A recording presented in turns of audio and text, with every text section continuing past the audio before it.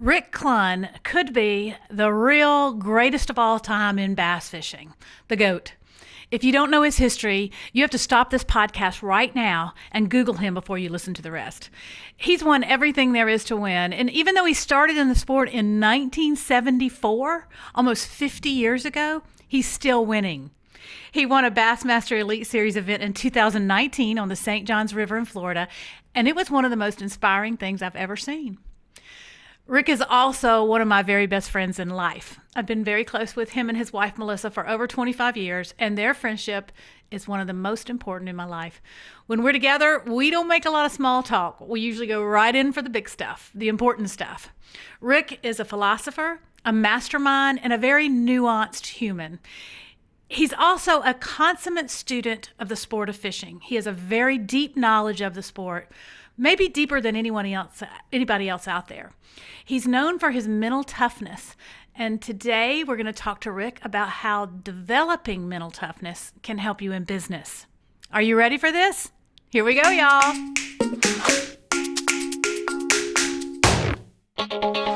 Rick Clunn, it is actually a pleasure, absolutely a pleasure to have you and an honor to have you with us here today. You're one of the most well-known and the most written about people in the whole sport of fishing, and you've accomplished everything there is to accomplish, it seems like. But what are you most proud of accomplishing in your life? Well, it's most of the time what we're most proud of is what we think we've been the best at, and obviously in my identity of myself and as an angler, that's what I've achieved the most success at. And I'm definitely proud of that. But it's really not the honors and the awards as much as, yeah, they play a role. Don't get me wrong, your ego loves those things. And it is a recognition of what you've worked very hard to achieve. But it's really in the long run, in my fishing world or my life, it's been really maintaining credibility. There's all kinds of people in fishing. You got salespeople, you got con artists, you got, it's just like any industry. It's not unique in that respect. But you have to, the fact that I've really worked hard not to be a con artist and to do things in an ethical way. And I get recognized even now from my fans and from industry, those qualities, and they're actually more important than, hey, you won this big tournament. But it also, there's things I'm least proud of, and one of those is that any person who's successful in life has to commit pretty much 90% of his energy to achieve that success, and that means the people around him, he's making great sacrifices and things. And they're the ones that are making the sacrifices. And so the last 20 years, I realized that even though I was one of the best anglers in the world, did that translate over into what other people see you as, a father, a husband, a friend?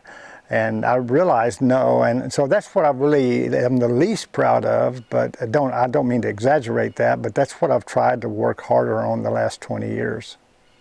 Well, one of the things that I admire about you the most, Rick, is that you never stop trying to learn, and that's something that you and I've talked a lot about over the years. How do you stay excited about fishing and learning new things about fishing after all these years?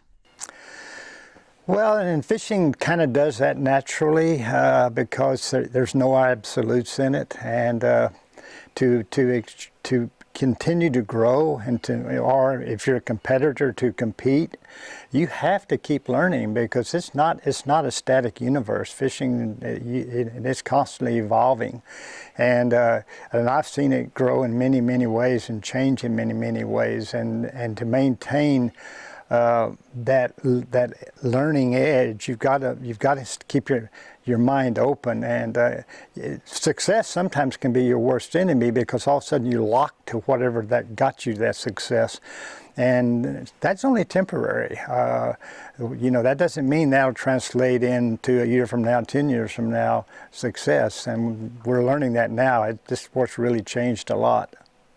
Yeah, no kidding. What do you think is the main thing that you've seen? If you had to drill down, because I know there's a lot of changes, but if you had to drill down to one thing that has changed the most about the sport, what would you say it was? Well, really the thing that I've seen from my early days was that we were really still in the pioneering stages. We were the guy with the machete cutting his way through the jungle, and it was a tough deal. And of course, everybody that comes behind you, there's a little path that you cut through, and they may make it wider. But the knowledge that's available is number one. That's available to someone who wants to get into fishing, whether it's competitively or recreationally. The knowledge that's available right now is quantum amount versus what it was back then. And let me add quality knowledge versus theory back then that we weren't sure was right or wrong. And then of course you add the electronics to that and how much that's added to the sport. And you can see it now, especially with the young anglers. It's made it in a lot of ways a lot easier for them to get a level of performance at a high level so much faster than you ever could back in the old trial and error days. Right. So when you say the knowledge that's available, are you talking about research and science because just technologically in general we've advanced, or is it because there's more opportunity to share your personal knowledge as anglers with each other that helps sort of elevate everybody's knowledge?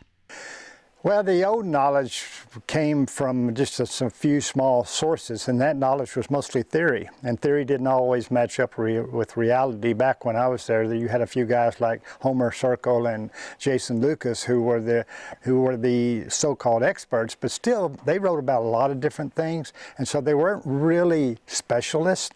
And so a lot of what they were trying to promote and teach and write about was theory. What tournament fishing has done, even though a lot of people resent tournament fishing even to this day, is that it translated theory into reality. And so when you sit there on film now, on a show, a TV show, or on the internet, and you're watching a guy actually do it, you're seeing reality. You're not hearing him on a blank stage or in an article talking the theory of fishing. You're seeing the real world. Yeah, that's incredible. You're right. That's just incredible. Okay, we're going to take a break here in just a minute, but before we go, Rick, what's something about you that most people don't know? Like I said, you're one of the most written about guys in the sport, but is there something about you that most people don't know? And I'm going to keep that a secret.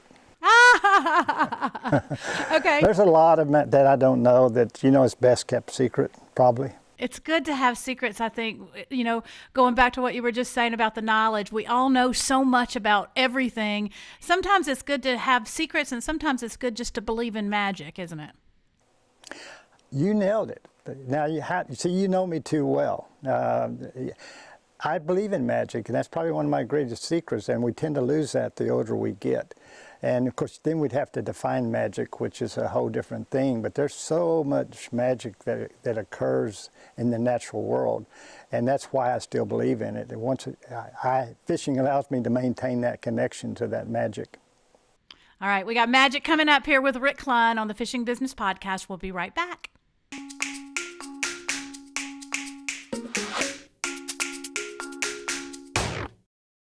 Hey, if you're enjoying this podcast, check out fishingbusinessschool.com, where you can see video uploads of the podcast, as well as my blog, where I give you more practical advice on the business side of fishing.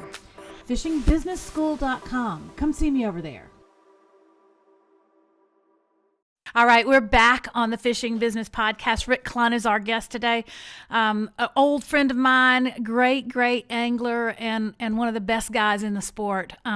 Rick, I'm very impressed with how good you've become at social media, because I know you weren't comfortable with it at the beginning very much. So what was your approach to getting better at it, and how do you view social media as part of your job as a professional angler?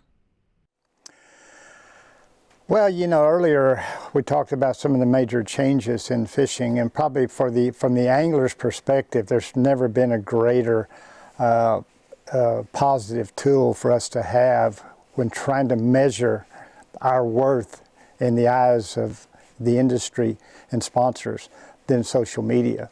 Before then, it was a guessing game, and the industry did not know how to put, you know, a dollar on what an angler's exposure was worth.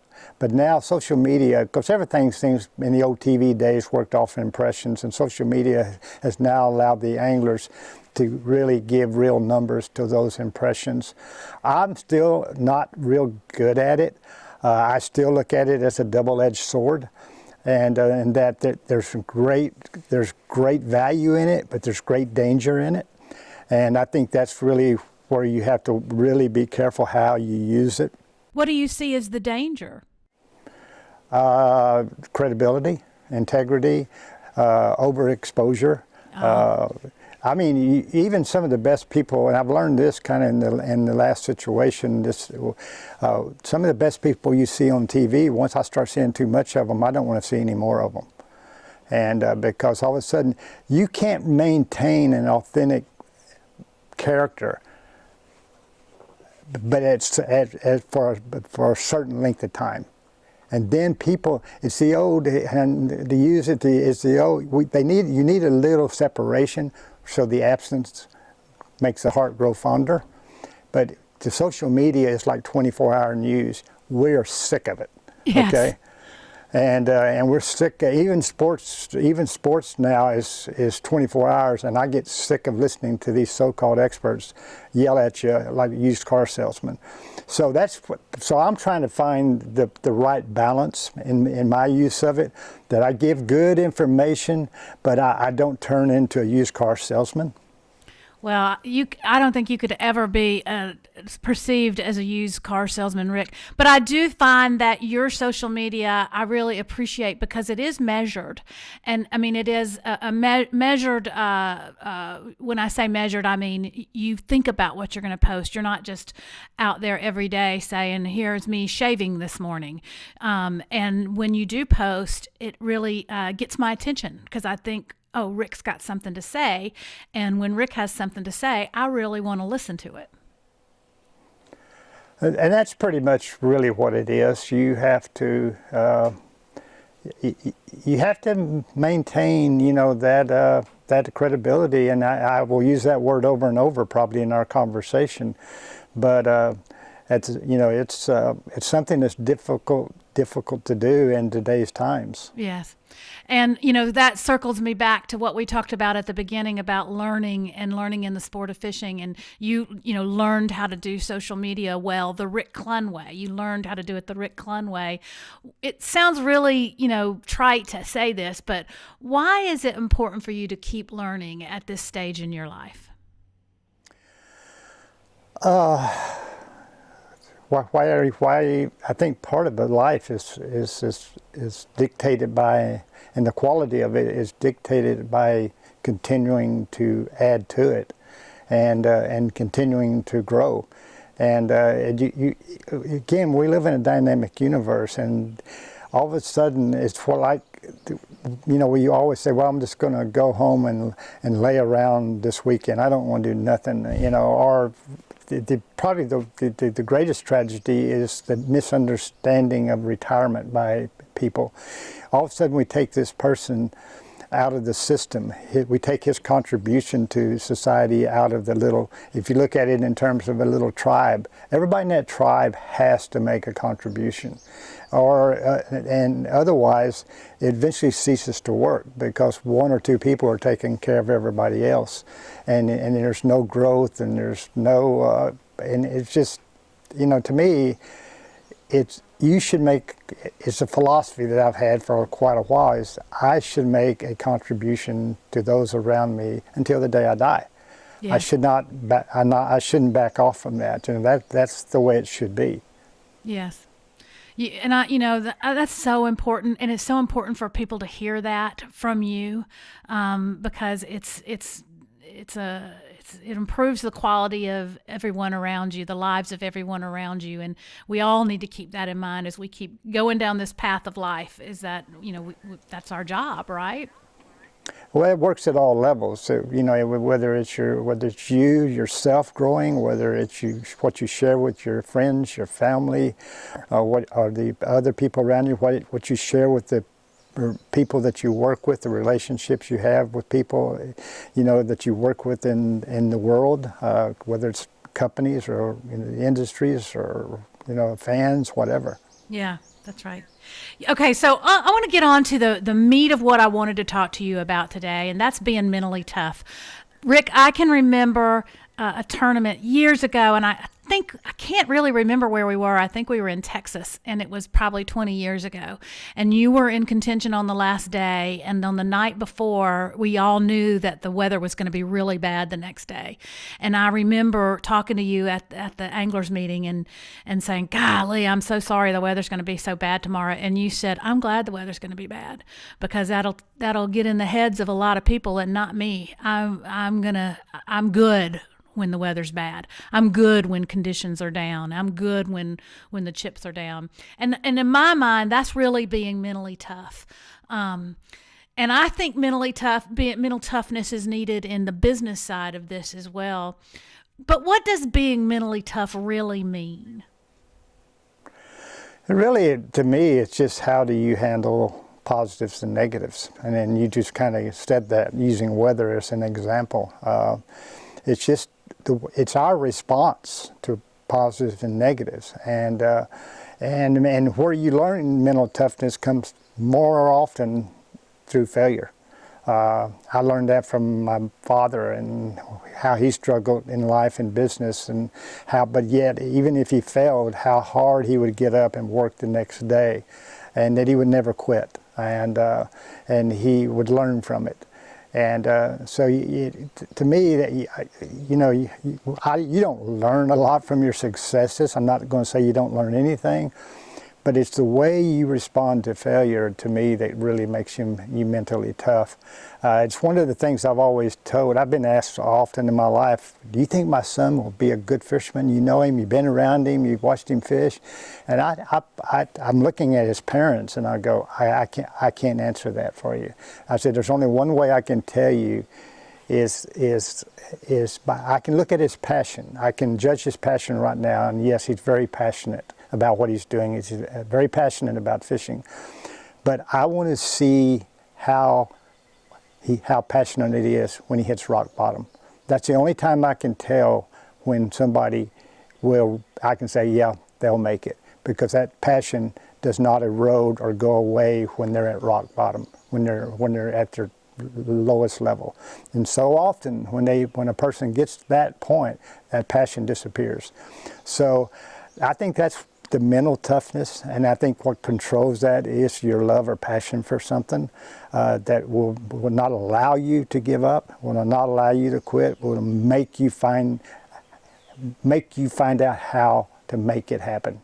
Gosh, that is just so dead on the money of what I'm trying to communicate to people on the business side of things. And I know that you realize, Rick, that mental toughness applies to so many things, not just sports and competition, but you know, your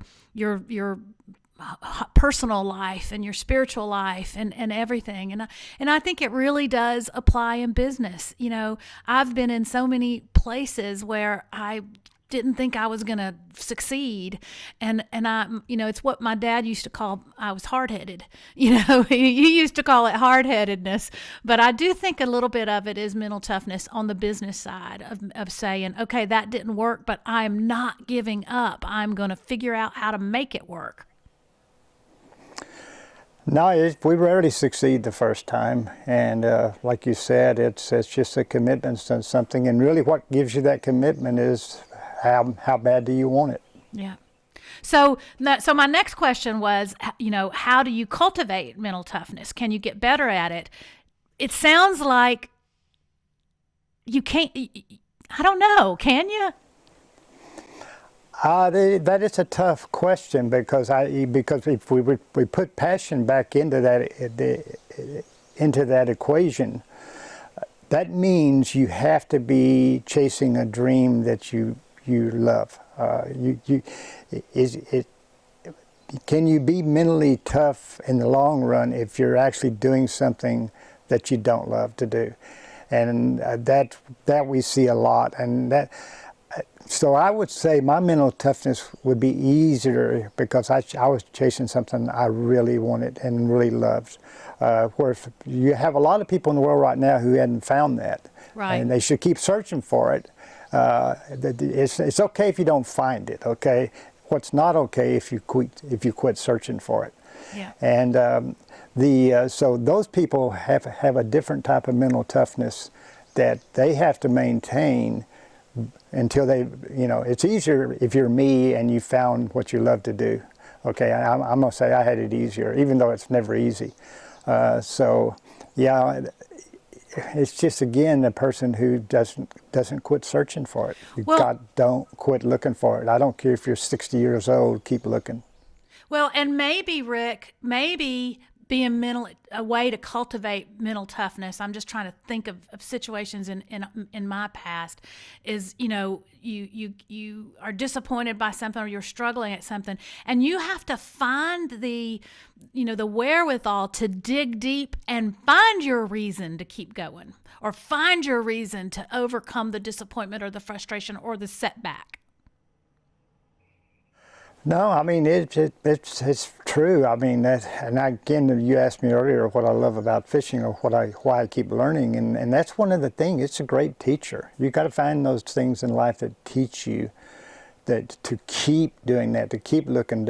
Man, I got to figure this out. And every day you go on the water and fishing, you got to figure it out. There's no perfect model that you can say, hey, okay, I know tomorrow I'm going to go out there and I'm going to follow A, B, C, D, E, F, G. No, you every day it's going to be different. And every day you're going to be challenged in a different way, but you're going to have to figure it out. That's right.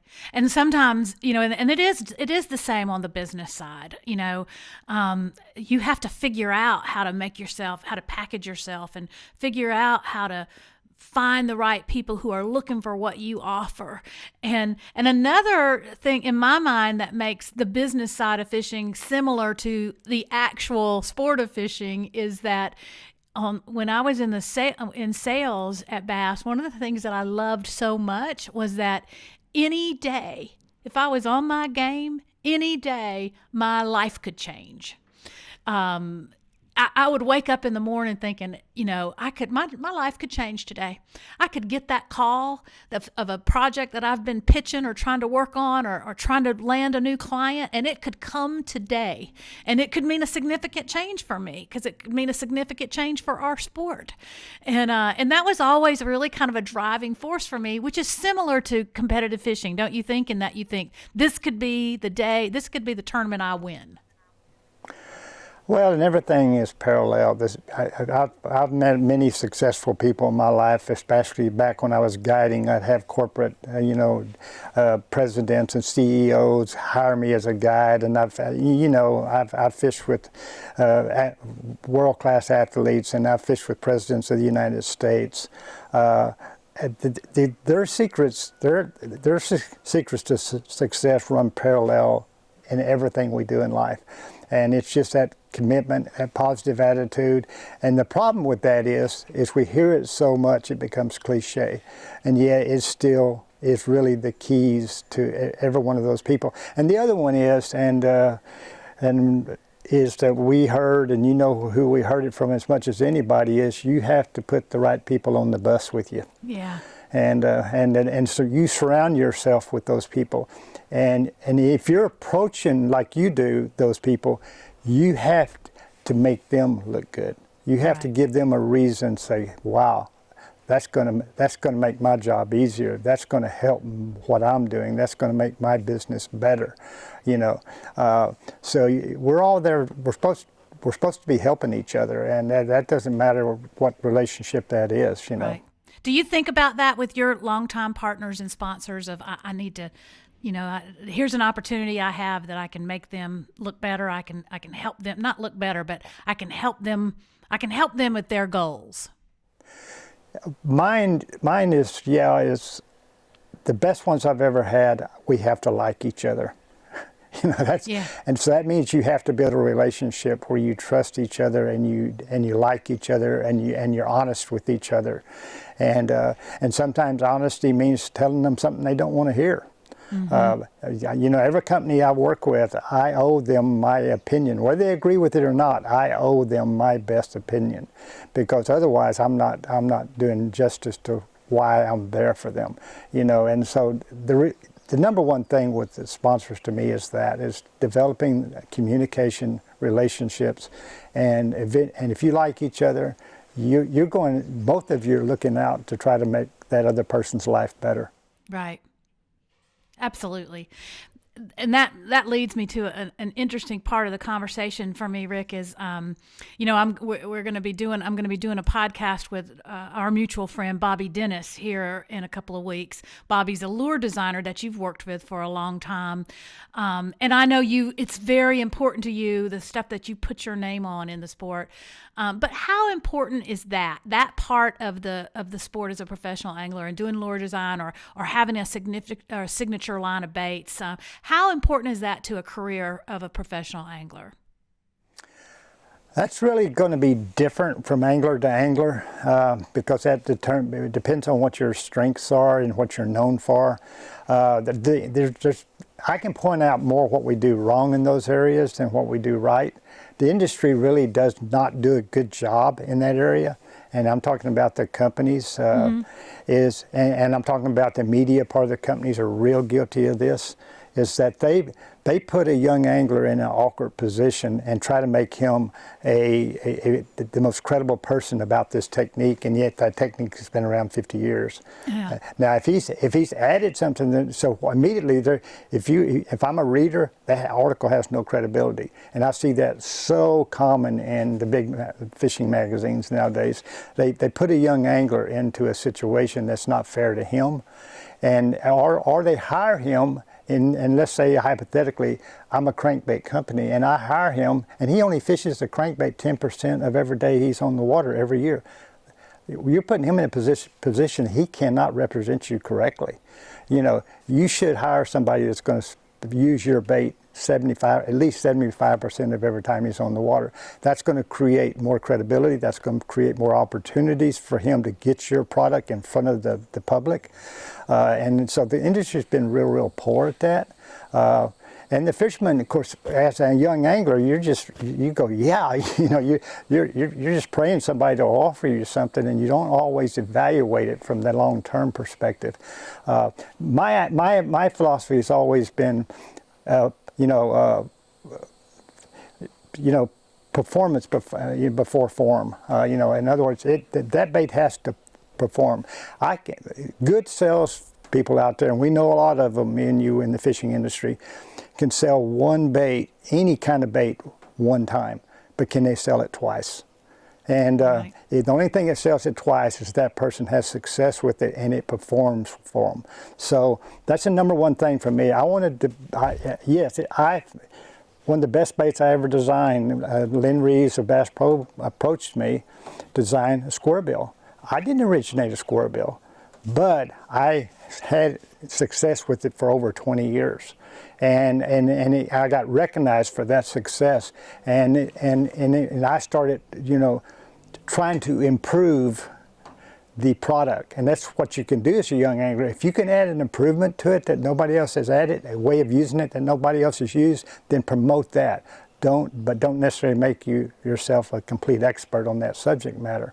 So it's complex. It is very complex. I wonder sometimes if, there's a sort of a rush in the marketing world towards younger pros and I understand it from a marketing standpoint. If you attract a younger audience, you have a longer life with that audience, right? Or a younger consumer. If you attract a consumer when he's 18 years old and he becomes brand loyal to you, you've got him for 40 years of his prime spending time. But in that philosophy of we want to reach that younger guy, so we're going to put younger faces in front of them. You may be right in that you're doing a disservice to both the customer and the angler. Well, you are, because we underestimate the knowledge of our fans. And that's what I've noticed. I can't tell you how many times I'll sit out in the audience when I haven't done well, because I like to watch the final weigh-in. And I'm sitting there listening to the fan that's looking up at the stage, and he says, watch what he's fixing to say. And he will say verbatim what that guy's going to say before he even says it himself, because he's heard it so many times that it's just a sales pitch. Right. And immediately he has no credibility toward what that guy just said. And now used to, they would go, and this is why I even talk to sponsors about, hey, that patch on your shirt, it may not be doing you a good service. Because I've set up there and they'll go, see, look at his patches on his shirt. He's going to start talking about them when they ask him how he won the tournament. And sure enough, he does. Okay? Where if you didn't have those patches on your shirts, they would have to kind of, take your word for, okay. In other words, again, it's credibility. Right. In the old days, I got in a lot of trouble because I would actually mention another sponsor's bait, but that gave me credibility, even though it pissed off my sponsor. Exactly. But, at least briefly, at least the guys out there in that audience would go, hey, I believe what he said, because that's not even one of his sponsors. So the next time you do mention one of your sponsors, they're more likely to believe you as well. Agreed. We used to struggle with that a lot, a long time ago, 20 years ago, when we first started covering professional fishing, and guys would get up on the stage and try to mention every single sponsor they had. And we would try to coach them and really try to, encourage them to tell good stories rather than just rattling off a list of sponsors, and that was more valuable to the viewer, and in the end, more valuable to the sponsors than just rattling off a list. Yeah, we always had this internal joke that we need to get fatter so we can put more patches on our shirts and have a bigger shirt. Well, I do, and listen, I do want to circle back to one thing that you said there, which is when you said we know a lot of salesmen in this industry that could sell a bait one time, but can they sell it twice? Well, the same thing is true on the media and business side of it.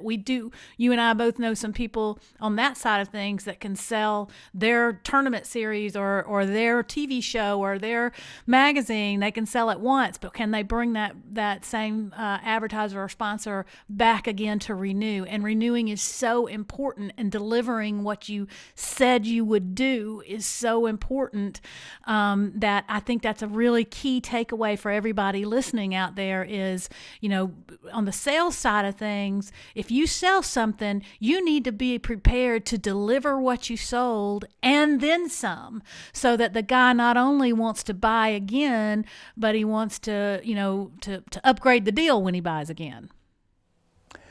Well, there's no doubt. I was talking about a lure earlier. The most important thing is performance. Right. What you sell that person, they have to get in return.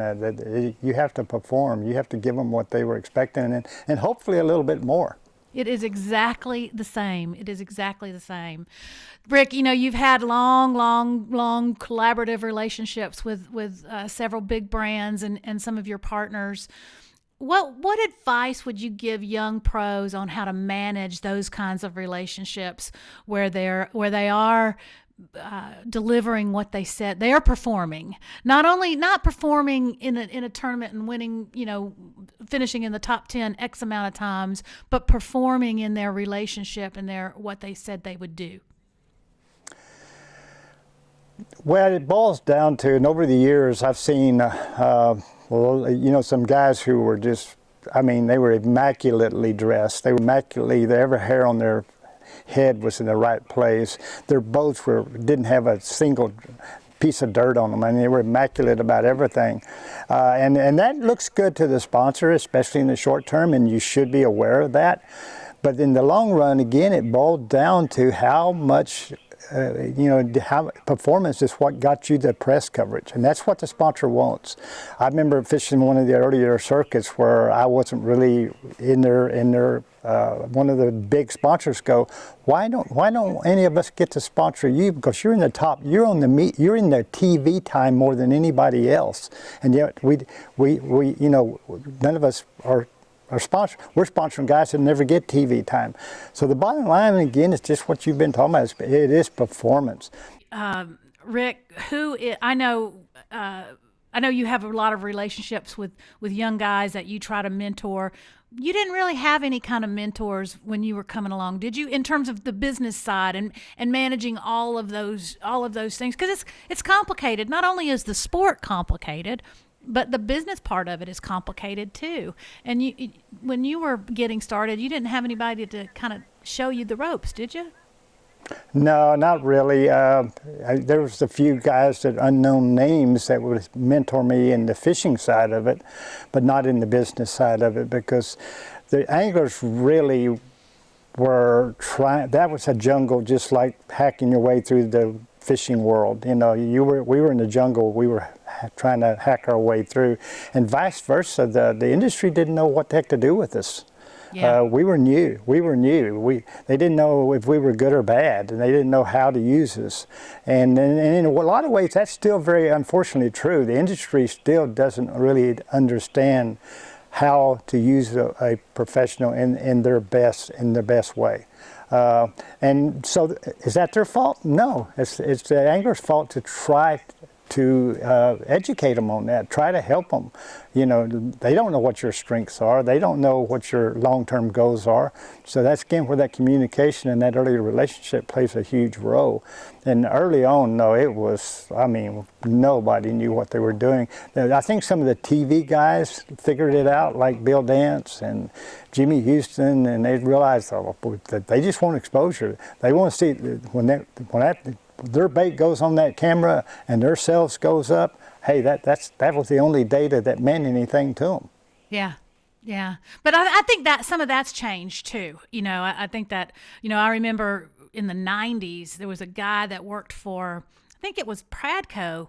It might not have been Pradco, might not have been called Pradco back then, but I remember him saying, if Bill Dance uses a lure on Saturday, on Sunday, we'll sell out at Walmart. And I don't know, I think that's changed a little bit too, don't you?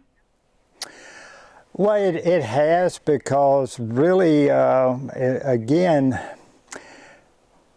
the early TV shows, we didn't know if we were, you know, we didn't know how legit they were. And as an angler, again, some of those guys had the ability to put a cow patty, dried up cow patty, put hooks on it and sell it, okay? but they weren't going to sell it again. And they did too much of that in some of the early TV shows, where they were just pushing product that really did not live up to what they said it would do. And that catches up with you. That's why, again, you know, it's the old saying, you know, one mistake can erase 10 good things. And so this industry is that's very true.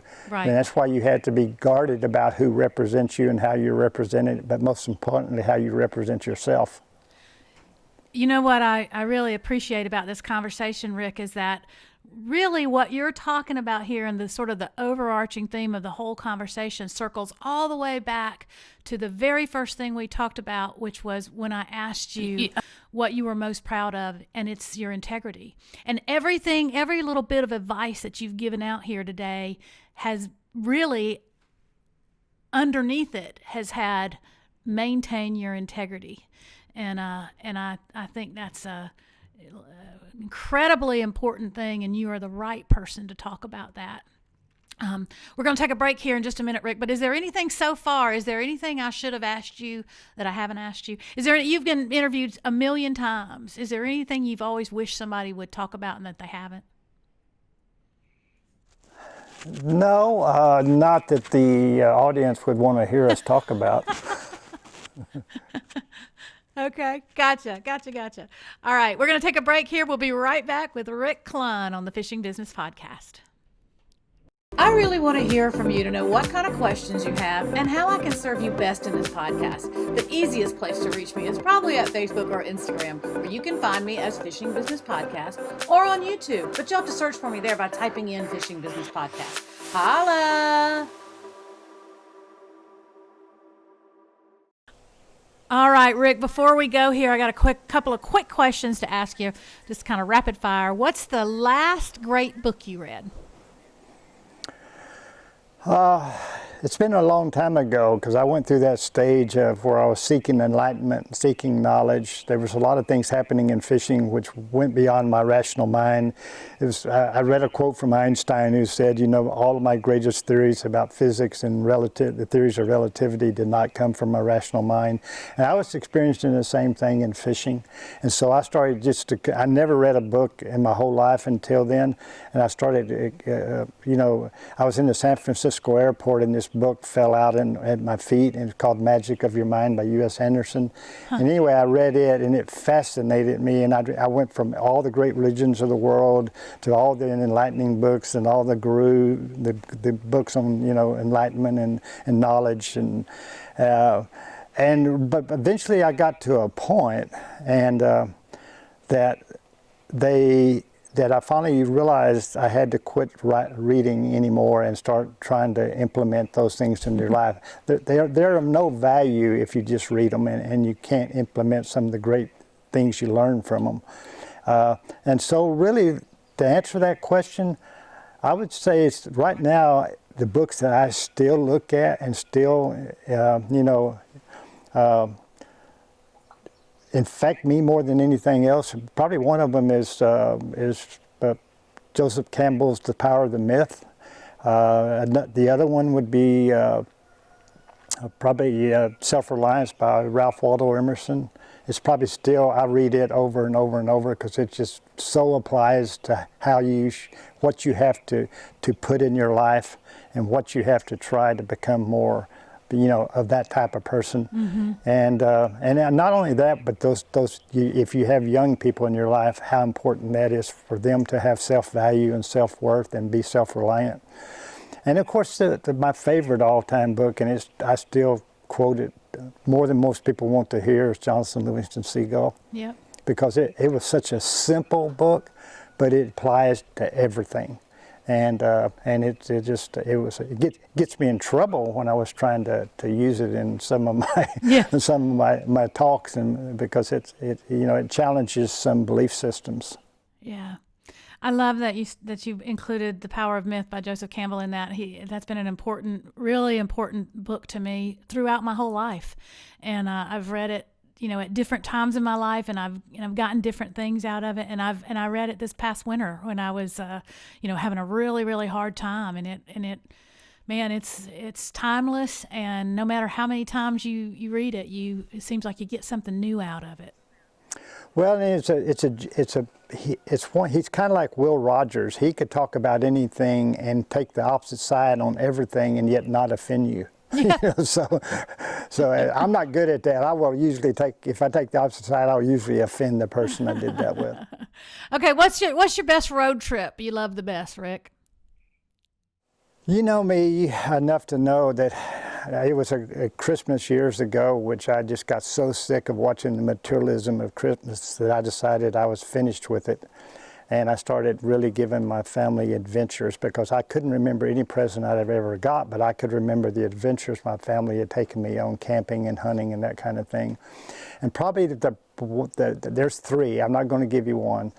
Probably the first adventure I did, we rafted, me and my daughters, the full length of the Grand Canyon. Yeah. It's something that will always be there. And then with Melissa and my boys, we went whale watching out in Monterey Bay, California.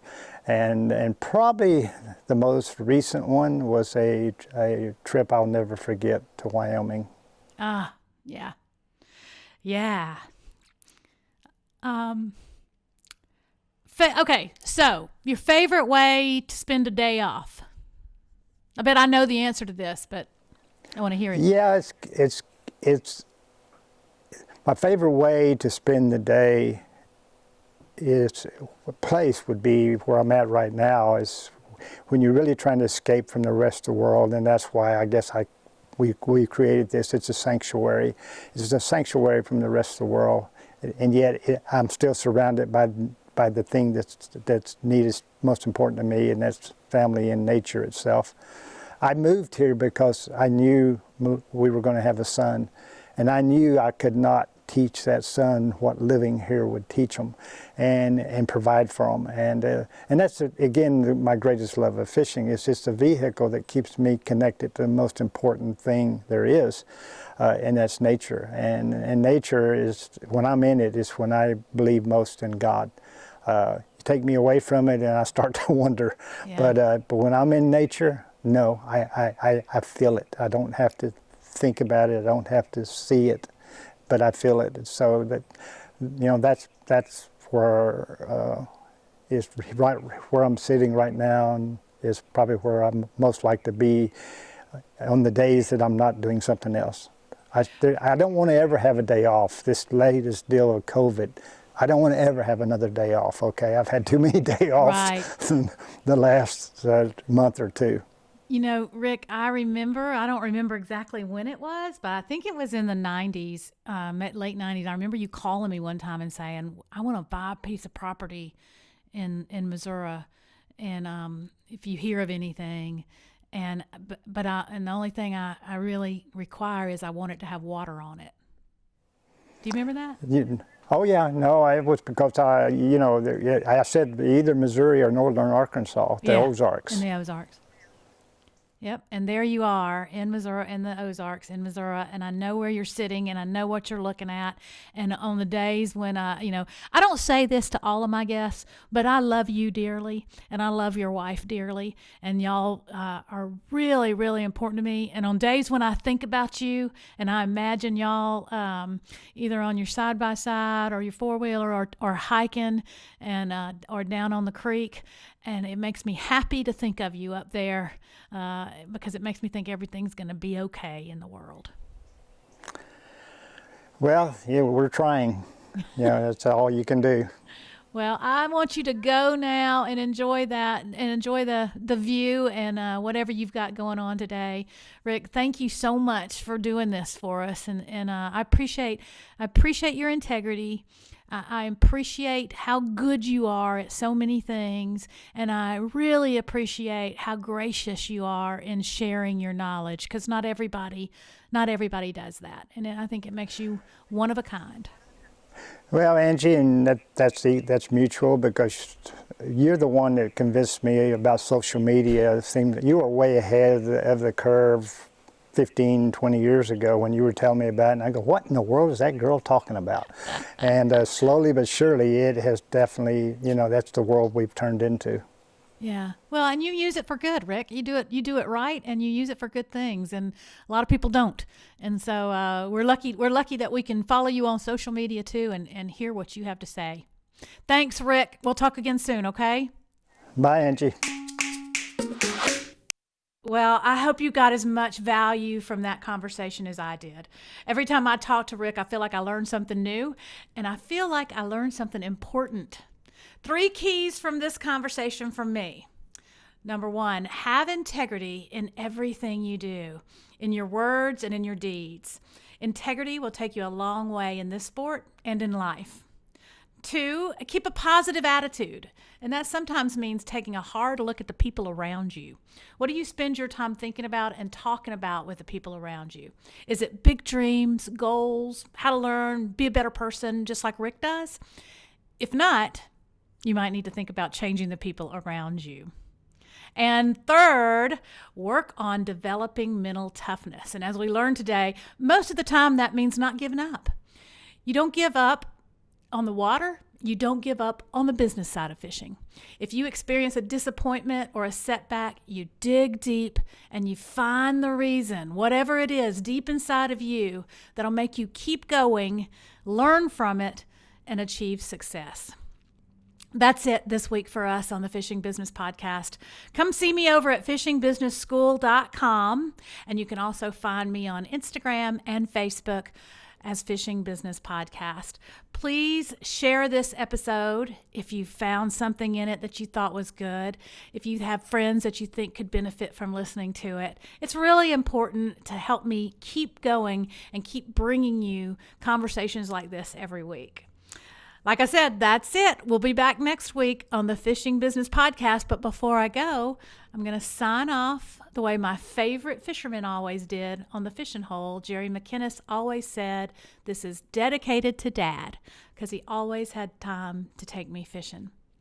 See you next week, y'all.